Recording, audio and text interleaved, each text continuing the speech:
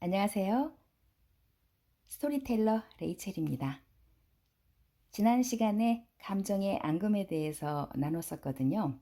조금 정리를 할게요. 감정을 정리한다는 것은 달라졌거나 끝이 나버린 모든 관계에 얽힌 표현하지 못한 감정을 찾아내는 것이라고 합니다. 그것을 찾아서 직접적 또는 간접적으로 표현하는 행위죠.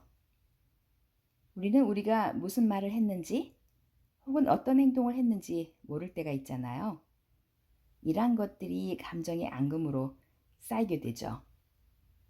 상대방이 내 말을 들었거나 내가 의도하는 표현을 제대로 받아들였는지 확실하지 않은 경우를 접하기도 하는데, 이러한 것들로 인해서 우리가 감정의 앙금을 가지게 되는 것이죠. 이렇게 정리되지 않은 채로 남은 감정이 있다고 해서 우리에게 무슨 잘못이 있는 것은 아니지만, 그런 여러 가지 이유가 우리가 표현할 수 있는 기회를 박탈하기 때문에 우리는 때로는 억울하고 그리고 섭섭할 수도 있는 거죠. 그래서 지난 시간에 소개해 드린 대로 상실 그래프를 그리는 것은 지난 과거의 슬픈 경험들을 조목조목 모아놓은 것이라고 합니다. 이 상실 그래프를 이용해서 어떤 상실이나 슬픔이 여전히 감정적인 앙금으로 남아있는지 찾아내고요.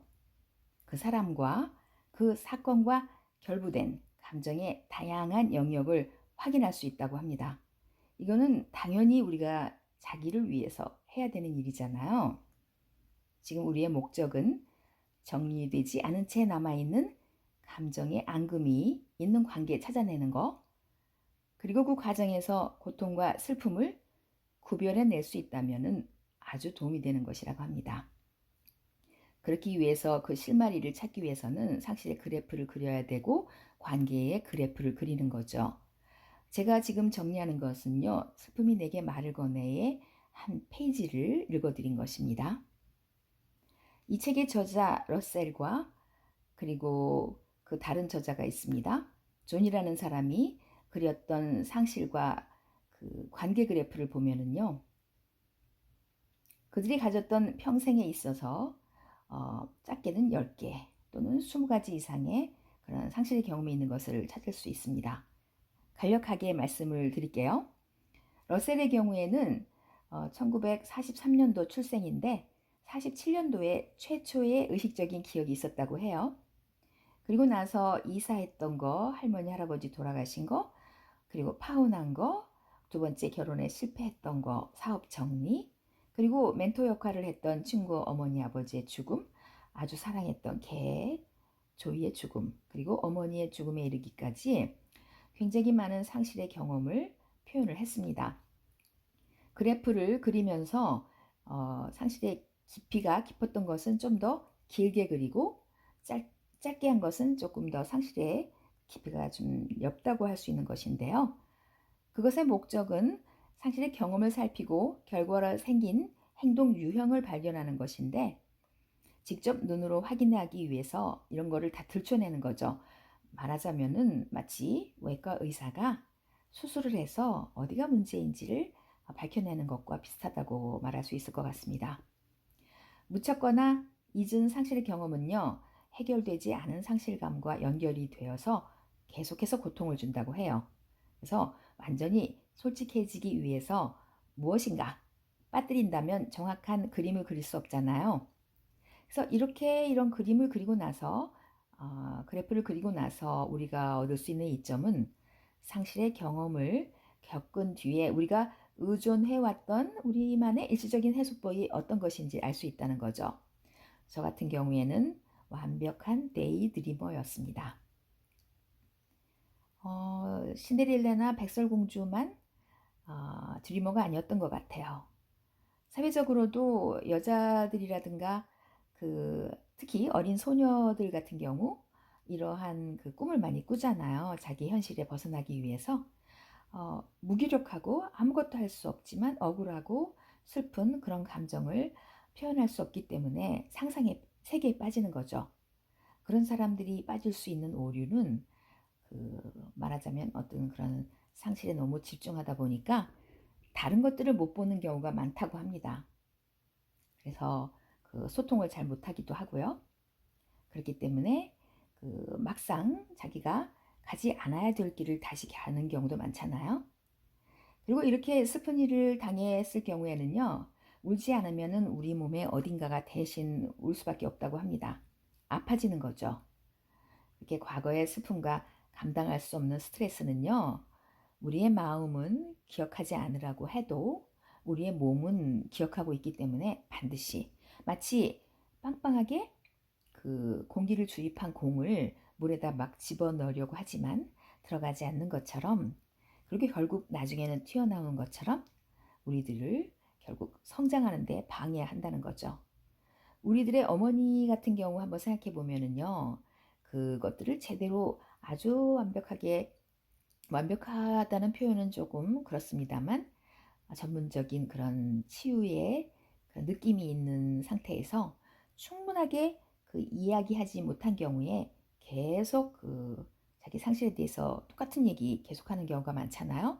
그런데 만일 정말 이 책에 나오는 파트너처럼 정말 수용하는 자세로 온전하게 그 이야기에 대해서 온전하게 들어준다면 그래도 계속 그러실까 하는 의문을 가져보았습니다. 그래서 저도 안 하던 짓을 좀 하고 있습니다. 엄마께 전화를 드려서 엄마가 가졌던 상실의 경험에 대해서 조금 더 구체적으로 이야기할 수 있는 기회를 드리고, 그리고 그것을 통해서 내가 가졌던 그런 행동 유형, 그리고 결과가 어떤 것인지를 유추해 보는 것이죠. 풍요로운 거는요, 나와 타인에 대한 관심과 배려 때문에 가능한데, 만일 나에게 너무나 상처가 많아서 나에게만 집중하는 마음이 계속된다면, 그렇다면 다른 사람을 향한 타인의 를 향한 사랑을 실천하기가 참 힘들 것 같습니다. 내 잔이 넘쳐야 다른 사람을 향해서도 사랑이 흘러갈 수가 있을 테니까 말이죠. 이렇게 러셀의 상실의 그래프에 대해서 나눠봤는데요. 우리가 상실 그래프를 해석하는 또 방법이 있습니다. 다르게 했더라면 더 잘, 그리고 더 자주 했더라면 했던 것이 무엇이었을까를 가지고 이 그래프를 해석하는 것이 중요합니다. 정확하게 기억하기, 진실한 태도로 치유의 열쇠를 갖는 것, 이것도 중요합니다. 오직 진실을 인정해야 상실의 경험을 정리할 수 있다고 합니다. 예를 들면 과장되고 일방적으로 그럼에도 불구하고 이런 사람은 정말 최고였어요. 고마웠어요. 완벽했어요. 이렇게 기억한다면 우리는 사실은 진실을 각색하는 것이죠. 각색한 결과는 진정한 치유를 부를 수 없다고 말하고 있거든요. 상실에 따른 치유를 하기 위해서는 실천 방법이 있는데 자기가 할 수 있는 부분만 책임져야 한다고 합니다. 완벽하게 자기가 뭔가를 다 할 수 있다고 욕심을 내는 게 아니라 자기가 할 수 있는 만큼만 책임지는 거죠.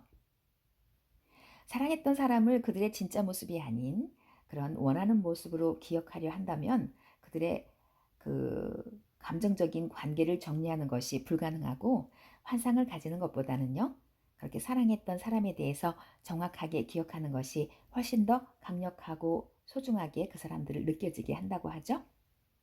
진실한 태도가 치유의 열쇠라고 말씀을 드렸잖아요. 상대방에 대한 우리의 인식이 상실감을 정리하는 것을 막거나 어렵게 만드는 것은 인정하고요.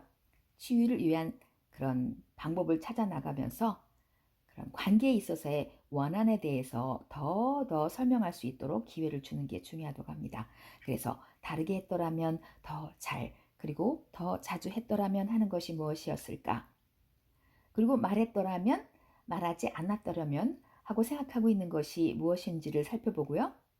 또 다른 사람이 해줬으면 했던 말, 하지 말았으면 했던 말을 또 살펴본다고 합니다. 또 한 가지요. 고인에 대해서 진실을 말하는 것이 고인에게 누를 끼치는 거라고 생각하는 사람이 너무나 많다는데, 그것도 역시 잘못된 정보라고 합니다. 상실감을 치유하고자 하는 거는요, 추억을 훼손하거나 관계를 묻어두는 것이 아니라 이 작업은 매우 사적인 고백으로 비밀을 지키기로 한 파트너와 나와의 그 이야기 때문에 너무 걱정할 염려가 없다는 거죠. 지금까지 이렇게 상실에 대해서 이야기를 나누는 건 굉장히 중요한 그 이야기를 나누었는데요.